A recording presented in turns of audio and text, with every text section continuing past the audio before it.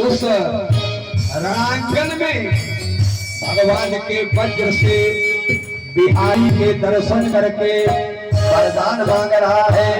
महाराज मैंने सुना है कि आपने बड़े बड़े पापियों का उद्धार कर दिया। का किस किस का सबरिया बड़ी का नारी सबरिया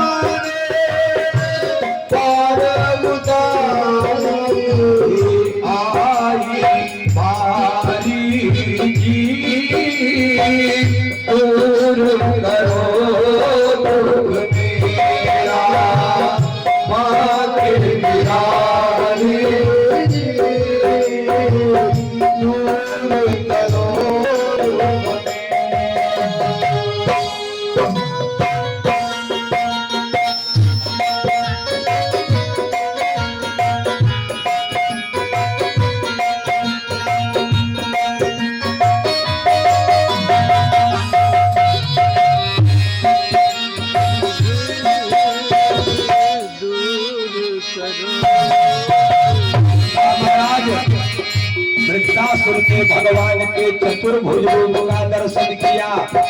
उसी वज्र में शंख चक्र गदा पद्म लिए हुए पीतांबर धारण किए हुए भगवान का दर्शन कर रहा है।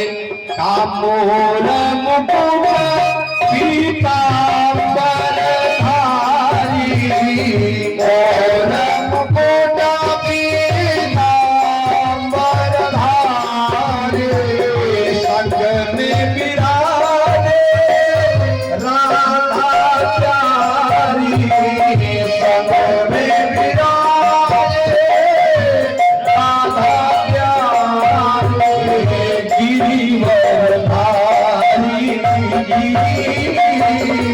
दूर करो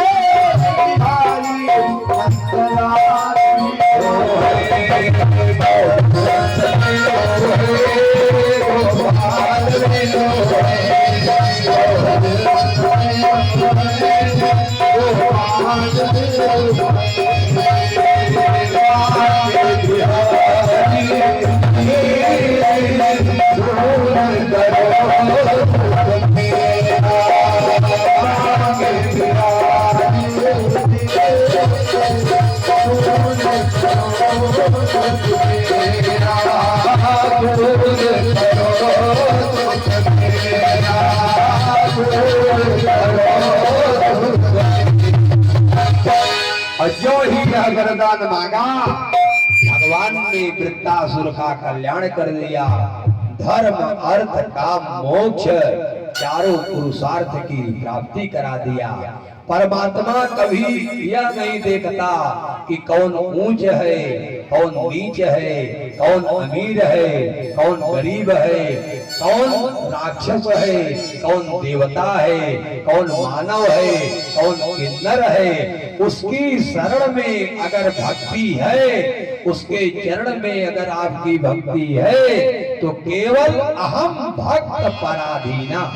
भगवान कहते हैं कि मैं केवल भक्तों के अधीन हूँ। अभी भागवत में 9 स्कंद तक केवल भक्तों की ही कथा है। 10वें स्कंद से भगवान की कथा आती है। जब भगवान का जन्म होगा तब भगवान की कथा प्रारंभ होगी। अभी तक तो भगवान के भक्तों की ही कथा चल रही है। 7वें स्कंद में भगवान ने वृत्तासुर को मोक्ष प्रदान किया। अब 8वें स्कंद में, इसी 7वें स्कंद में ही राजा परीक्षित ने सुखदेव जी से पूछा कि महाराज, जब हिरण्याक्ष का भगवान ने वध कर दिया तो उसका एक भाई था हिरण्यकशिप, उसकी कथा को आपने नहीं बताया। अब सुखदेव महाराज ने हिरण्यकशिप की कथा का विस्तार से वर्णन किया।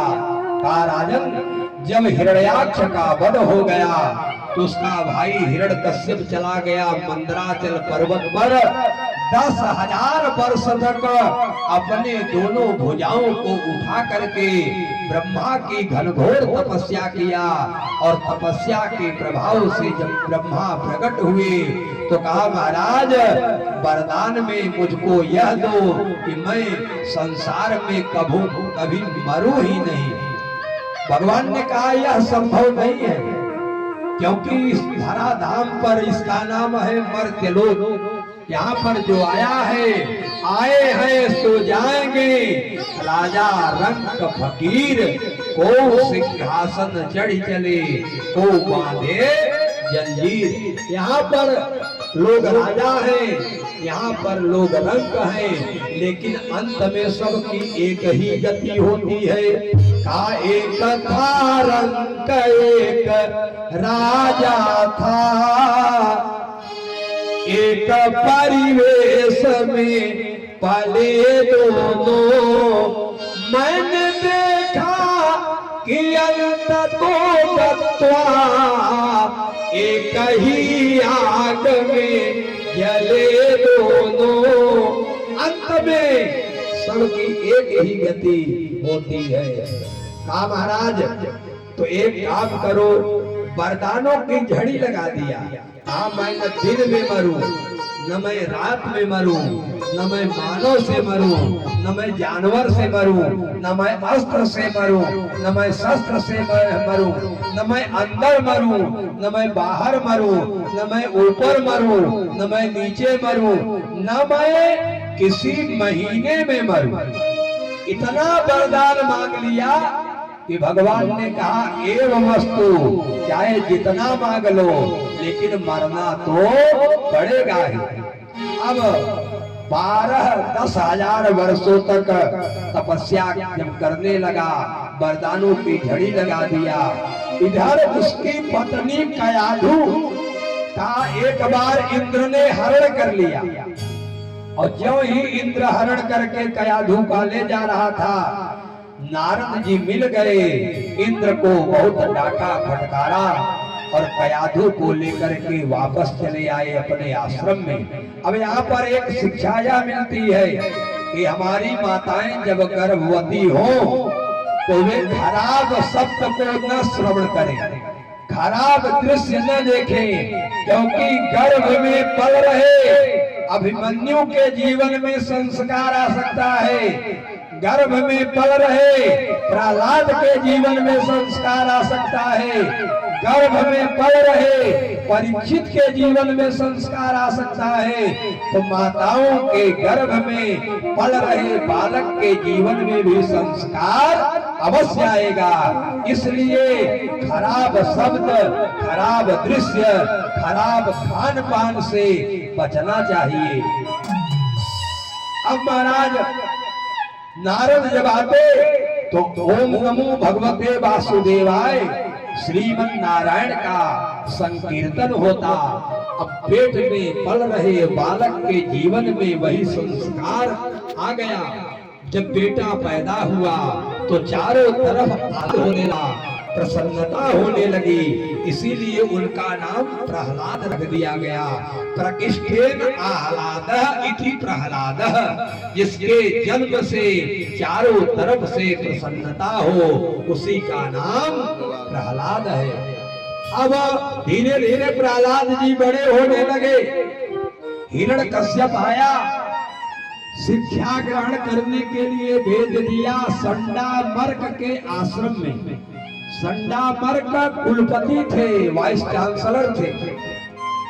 9 दिन तक शिक्षा ग्रहण किया। 10वें दिन हिरण्यकश्यप पहुंच गया। संडामर्क से कहा कि मेरे बेटे को मेरे पास भेजो, मैं देखना चाहता हूँ कि क्या तुमने पढ़ाया है। और प्रहलाद आए, पिता की गोद में बैठ गए। कहा बेटा गुरु ने तुमको क्या पढ़ाया। हाथ जोड़ करके प्रहलाद ने कहा पिताजी 9 चीजें पढ़ाया। वह क्या? का श्रवणम कीर्तनम वृषणो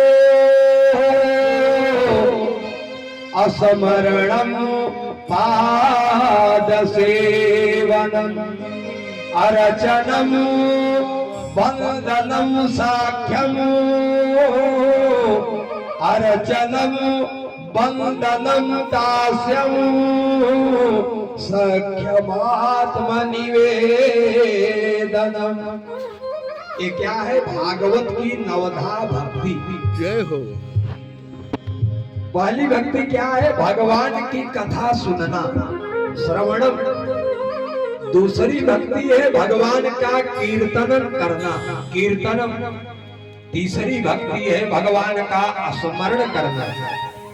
चौथी भक्ति है पाद सेवनम, भगवान के चरणों की सेवा करना।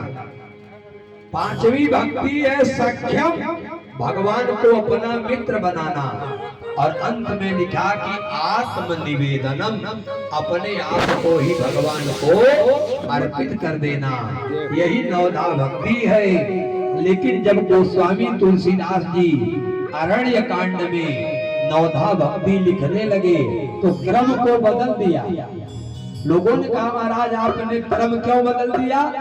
तो गोस्वामी जी ने बड़ी सुंदर बात कही। कहा कि कथा आप, पहली भक्ति है श्रवण, कथा सुनना। कहा कथा आप तब तक नहीं सुन पाएंगे जब तक संतों का संग नहीं करेंगे। तो उन्होंने भक्ति का क्रम बदला कि प्रथम भगति संग तन कर संगा, प्रथम भगति संग तन कर संगा, तू सररति मम कथा प्रसंगा, तू सररति मम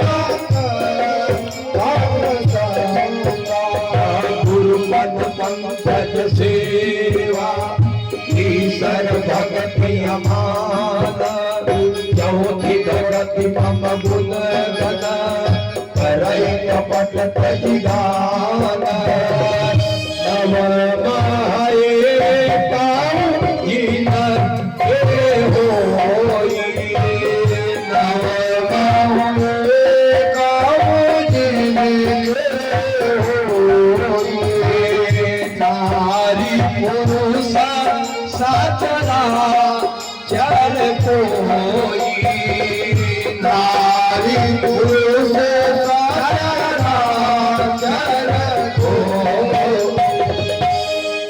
अब जो ही नौ भक्ति बताया त्यों ही हिरण्यकश्यप कांप गया और संडा मर्ग की तरफ देखा।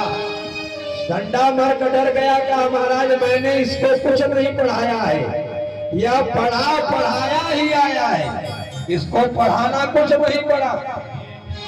तो कहा उपाय क्या किया जाए? कहा अगर शरीर में कोई भयानक रोग हो जाए और रोग अधिक हो जाए, शरीर प्रभावित कर दे, तो उस रोग के स्थान को काट देना चाहिए। कहा यह राक्षस कुल के लिए जाते यम कंटक द्रुम, कांटे का पेड़ है, इसको हटा दो रास्ते से। अब प्रहलाद को मारने के लिए तमाम उपाय किया। कभी ऊंचे पर्वत से गिराया गया, कभी काले कराले मतवाले सांप से डसाया गया, कभी मतवाले हाथी से कुचलवाया गया, लेकिन जब प्रहलाद का किसी भी प्रकार से नाश नहीं हुआ। एक उसकी बहन थी होलिका। होलिका को ब्रह्मा का वरदान था कि जिस दिन किसी को लेकर के अग्नि में प्रवेश कर जाओगी तो इस मंत्र के प्रभाव से तुम्हारा बाल बाका नहीं होगा। और होलिका प्रहलाद को लेकर के अग्नि में प्रवेश किया और प्रहलाद जी ओम नमो भगवते वासुदेवाय का जप करना प्रारंभ किए। होलिका ब्रह्मा का मंत्र ही भूल गई, अग्नि में जल गई और जैसे सोना आग से चमकता हुआ बाहर निकलता है, वैसे ही प्रहलाद जी बाहर आ गए। तब से हमारे यहाँ होली का त्योहार मनाया जाने लगा। का सबको भाए जो वही बोली है, और बात लग जाए वही गोली है। अभी व्यर्थ मत लूटा प्यारे, दिल से मिला दिल तो वही होली है, दिल से मिला दिल तो वही होली है। होली का त्योहार मनाया जाने लगा। इधर हिरण्यकश्यप ने एक खंभा गाड़ दिया और लोहे का जलता हुआ खंभा। कहा कि अरे दुष्ट, तू कहता है कि तेरा परमात्मा सर्वत्र है, हर व्यापक सर्वत्र समाना, तो क्या इस लोहे के खंभे में भी तुम्हारा भगवान विराजमान है? प्रहलाद ने आंखें खोल करके देखा तो एक चींटी लोहे के खंभे पर चली जा रही थी। प्रहलाद ने सोचा कि जलते हुए खंभे पर अगर एक चींटी का बाल बांका नहीं हो रहा है तो निश्चित रूप से खंभे में भगवान विराजमान है। कहा पिताजी अगर सर्वत्र परमात्मा है तो खंभे में भी अवश्य होंगे। और जो ही तलवार निकाल करके मारने चला और खंभे पर प्रहार किया, चटाक से खंभा टूट गया और नरसिंह भगवान प्रकट हो गए। प्रेम से बोलिए नरसिंह भगवान की जय हो। कि काढ़ी कराल कृपाल कहो, काढ़ी कराल कृपाल, काल समान बिलोगी न भागे, काल समान बिलोगी न भागे। राम कहा रघुनाथ कहा, राम कहा रघुनाथ कहा, प्रभु काहे प्रभु कही हरि जागे, कही लिख के नरसिंह भगवान प्रकट हो गए और नरसिंह ने प्रहलाद को अपने जंघे पर बैठा लिया। और जैसे कोई जानवर अपने बच्चे को चाटता है, वैसे प्रहलाद को जीव निकाल करके भगवान चाटने लगे। दुनिया की यह पहली घटना है जिसमें भगवान ही भक्त से माफी मांग रहे हैं। कि क्वेदम बपु पचबया सुकुमार में ततो, कोई ताप्रमत कृतदारुणयातनास्ते ताम क्षम्यताम यदि मनागमने विलंब। बेटा, अगर मेरे आने में कोई विलंब हुआ हो तो मुझको क्षमा कर देना। आज भी अगर प्रहलाद की तरह भक्त दुनिया में पैदा हो जाए तो भगवान को प्रकट होने में विलंब नहीं लगेगा। एक कवि ने लिखा कि कलिमागत सूर अनेक फिरे पै पद सूर सो स्वाद कहा मतवारी मजीरा बजाती फिरे मीरा मतवारी सी चाह कहा। सिया राम कथा की कलों ने लिखी तुलसी जैसी मर याद कहा। नरसिंह बसे हर खंभन में पर काढ़न को प्रहलाद कहा।